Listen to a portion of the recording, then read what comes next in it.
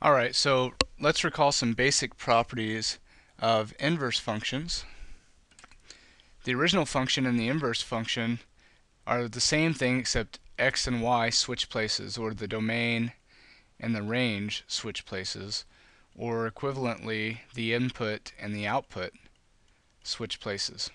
Okay, so when we talk about graphing, we're particularly interested in the x and y part because graphs deal with x and y axes and the order pairs are x comma y. Okay, so we'll keep that in mind as we try to do this.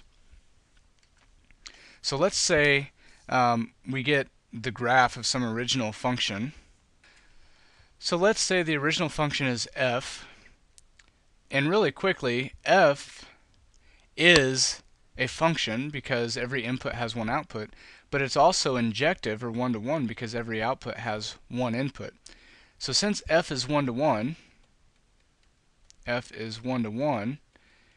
inverse is a function. Remember, the original function has to be one-to-one for the inverse to be a function. So what we're going to try to do is use this graph to come up with the graph for f inverse. So we'll try to do that over here.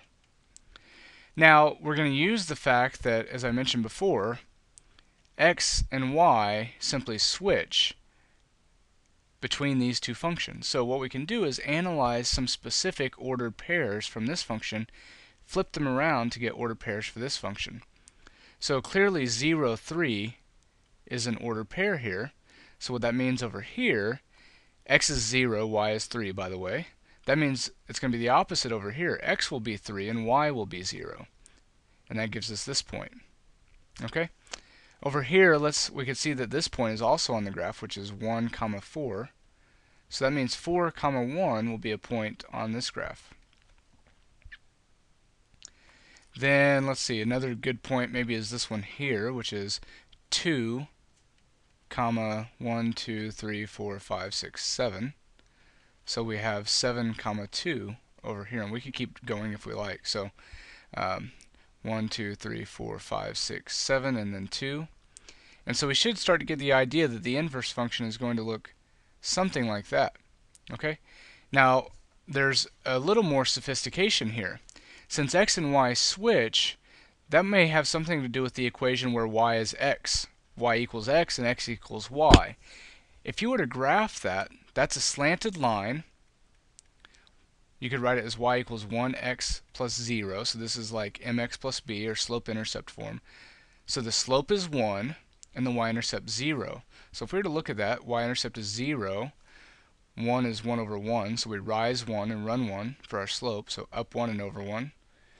And we could keep doing that, and we'll see that we get this line.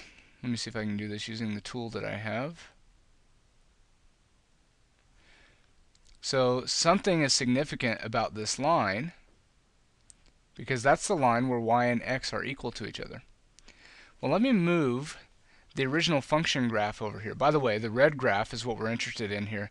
This is the graph of f inverse. It's not always that simple, though. Just pull a copy of this graph over here. The graph of the inverse function is always symmetric to the original function over this line, this diagonal line.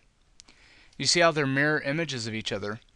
More specifically, this point, if you recall, gave us that point. See how they're mirror images? And this point gave us that point, and this point gave us that point. So you can use the idea of flipping the order pairs along with the symmetry around this line, this diagonal line, to graph the inverse function. And all of this hinges on knowing the graph of the original function, which may or may not be given. But once you get the graph of the original function, you can use these properties to graph the inverse function.